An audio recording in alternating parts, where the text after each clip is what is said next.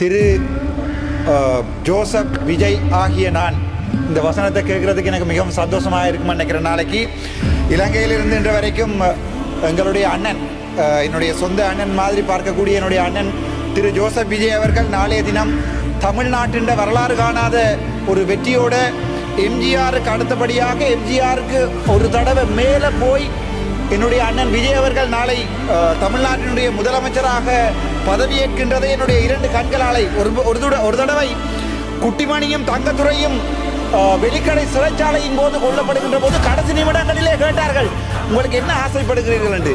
அப்போ அவன் சொன்னான், என்னுடைய இந்த 2 கண்கள் நான் செத்தா பிறகும் எங்களுக்கு தமிழீழம் கிடைக்கிறது என்பதை நான் பார்க்க வேண்டும் என்பதற்காக அவருடைய கண்ணை குத்தி குத்தி இந்த சிங்கள காடியர்கள் ஒரு தடவை வெளிக்கடை சிறைச்சாலையில் நினைக்கிறேன் குத்தி கொலை செய்தார்கள். அதே மாதிரி இன்று என்னை எவனாவது கேட்டால் உன்னுடைய கடைசி ஆசை என்ன என்று என்னுடைய தமிழ்நாட்டு முதலமைச்சர் திரு ஜோசப் விஜய் ஆகிய நான் என்பதை வாசிக்கின்ற போது அதை என்னுடைய 2 கண்ணாலும் பார்க்க வேண்டும் என்று ஆசைப்படுகிறேன். நேற்று தினம் நான் என்னுடைய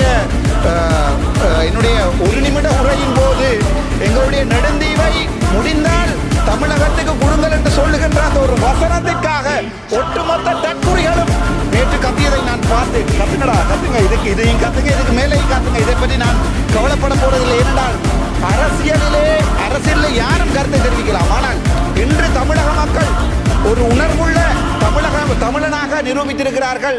காலங்காலமாக ஊழல் செய்தவர்களை வீட்டை அனுப்ப வேண்டும் என்கிற ஒரே ஒரு நோக்கத்துக்காக, அது அதிமுக இருக்கலாம், திமுக இருக்கலாம், அல்லது திரள் நிதி என்று சொல்லிக்கொண்டு எங்களுடைய புலம்பெயர்ந்த மக்களுடைய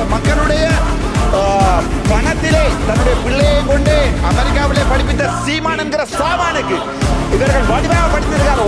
ஒரு கட்டுப்படம் கூட திருப்பி இல்லை. தேசிய தலைவருடைய போராட்டத்தையும் தேசிய தலைவருடைய